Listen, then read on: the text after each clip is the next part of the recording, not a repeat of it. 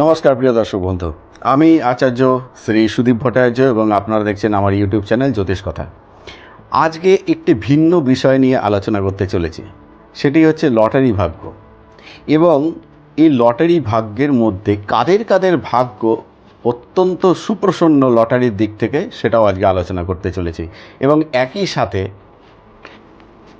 কোন নাম্বার কোন বার আপনাদের জন্য শুভ, সেটাও আমরা উল্লেখ করতে চলেছি এই ভিডিওতে। সুতরাং ভিডিওটি শেষ অবধি দেখুন এবং আমাদের সাথে থাকুন। দর্শক বন্ধু, যারা জ্যোতিষ নিয়ে পড়াশোনা করেছে বা জানে, তারা জানে যে হঠাৎ যে প্রাপ্তির যোগ আমরা যেখান থেকে দেখি বা যেইখান থেকে বিচার করি, সেটা হচ্ছে কুষ্ঠির অষ্টম ভাব। এই অষ্টম ভাব কিন্তু আমাদের হঠাৎ প্রাপ্তির যোগ বোঝায়। এবং কুষ্ঠির অষ্টম ভাব যদি সবল থাকে এবং তাতে যদি রাহুর অবস্থান থাকে, তাহলে কিন্তু লটারির যোগ অত্যন্ত প্রবল হয়ে যায়। এবার আপনারা বুঝবেন কি করে? ওভারঅল আমরা যদি কালপুরুষকে বিচার করি, তাহলে কালপুরুষের অষ্টম ভাব বা অষ্টম রাশি বৃশ্চিক রাশি। হ্যাঁ, ঠিকই ধরেছেন। এই বৃশ্চিক রাশির জাতক জাতিকাদের মধ্যে লটারির পাওয়ার সম্ভাবনা অনেকটা বেশি থাকে। কিন্তু একই সাথে কয়েকটা জিনিস মাথায় রাখা খুব জরুরি। আমি বললাম আপনারা লটারি কিনতে গেলেন, তা কিন্তু নয়। দেখুন, আপনাদের বৃশ্চিক রাশি বা লগ্ন হলেই যে আপনারা লটারিতে প্রচুর টাকা রোজগার করতে পারবেন, তা নয়। একই সাথে আপনাদেরও অষ্টম ভাব কুষ্ঠিতে শুভ থাকতে হবে। অর্থাৎ বৃশ্চিক রাশির যে অষ্টম ভাব হচ্ছে, সেটা হচ্ছে মিথুন রাশি। এবং মিথুন রাশিতে যদি রাহুর মতো গ্রহ বসে থাকে, রাহু কী দেয়? হঠাৎ করে প্রাপ্তি দেয়। রাহু কী দেয়? অঢেল ঐশ্বর্য দিয়ে দেয়। এই রাহুর মতো গ্রহ মিথুন রাশিতে কিন্তু উচ্চস্থ হয়, অর্থাৎ শুভ ফলদায়ক হয়। এই রাহু যদি আপনাদের অর্থাৎ বৃশ্চিক লগ্ন রাশি যাদের, তাদের অষ্টম ভাব মিথুন রাশিতে অবস্থান করে, তাহলে লটারির পাওয়ার সম্ভাবনা কিন্তু অনেকটা বৃদ্ধি করে দেয়। কিন্তু একই সাথে মাথায় রাখবেন দর্শক বন্ধু, অষ্টম ভাবস্থ রাহু কিন্তু একটা খারাপ ফলও দেয়।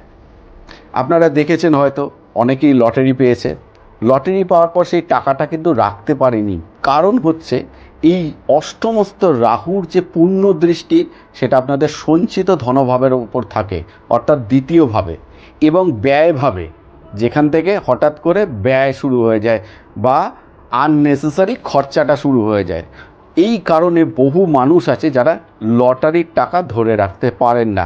সুতরাং আপনাদের যদি এরকম কোনো সম্ভাবনা থাকে যে লটারি আপনারা জিতেছেন, তাহলে অবশ্যই সঞ্চয় এবং ব্যয় দুটোকেই কন্ট্রোল করা অত্যন্ত জরুরি।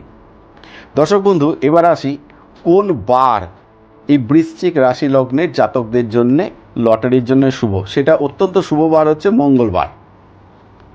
এবং কোন নাম্বারগুলো আপনারা ইউজ করলে বা তার কম্বিনেশন ইউজ করলে আপনারা সফলতা পেতে পারেন, সেটাও আপনারা জেনে রাখুন। প্রথম নাম্বার হচ্ছে 7। এই 7 নাম্বারটিকে যদি আপনারা সঠিকভাবে ইউটিলাইজ করতে পারেন, তাহলে কিন্তু আপনাদের লটারির যে পাওয়ার সম্ভাবনা বা লটারিতে প্রাইজ পাওয়ার সম্ভাবনা, সেটা কিন্তু বেড়ে যায়। দ্বিতীয় সংখ্যা হচ্ছে 9। অর্থাৎ এই 9-এর কম্বিনেশনকে যদি আপনারা ইউজ করতে পারেন বা ব্যবহার করতে পারেন, তাহলেও কিন্তু আপনাদের লটারি প্রাপ্তির সম্ভাবনা বেড়ে যায়। এবার কম্বিনেশন আমি কি করে বুঝবো? ধরুন 9 নাম্বার, এরপরে 18 নাম্বার, মানে 1 + 8 9 হচ্ছে। তারপরে 27, মানে 2 + 7 27, মানে 9 হচ্ছে। এরকম করে 90। ঠিক আছে? এইভাবে আপনারা যদি এগাতে থাকেন বা এই কম্বিনেশনটাকে ইউজ করতে থাকেন, তাহলে কিন্তু আপনাদের লটারি পাওয়ার সম্ভাবনা বেড়ে যায়।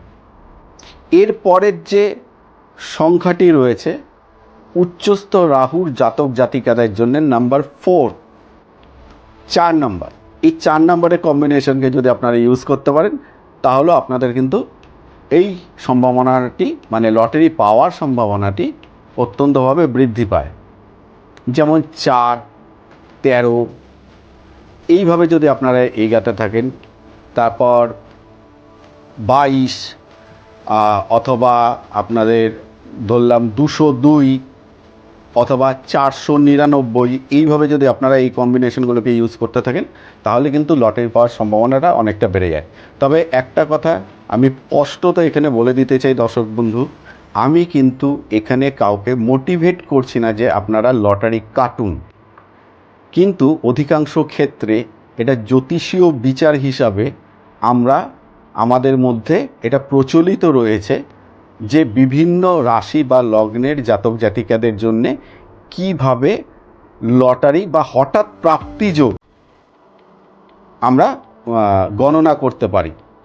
এখন হঠাৎ প্রাপ্তিযোগ আমাদের বর্তমান সময়ে লটারির মাধ্যম দিয়ে হয়, অন্য কোনো মাধ্যম দিয়েও কিন্তু আমরা এইভাবে মানে অন্য কোনো মাধ্যম দিয়ে আমরা যদি কোনো সোর্স মারফত আমাদের কাছে অর্থ না আসে, সেখানে কিন্তু লটারি আমাদের এই হঠাৎ অর্থাগমের সম্ভাবনাটা কিন্তু বৃদ্ধি করে। কিন্তু এটা আমি কাউকে ইনফ্লুয়েন্স করছি না, এটা মাথায় রাখবেন, ঠিক আছে? এবং দেখুন, যাদের এমনিতেই রাহু উচ্চস্থ, বৃশ্চিক লগ্ন বা বৃশ্চিক রাশির জাতক জাতিকাদের, তাদের এমনি জীবনে কিছু না কিছু প্রাপ্তি, ছোটোখাটো প্রাপ্তি হোক বড় প্রাপ্তি হোক, ঘটতেই থাকে। সেটা আজীবন ধরেই ঘটতে থাকে এবং 42 বছর বয়সের পর থেকে আরও বেশি করে ঘটতে থাকে।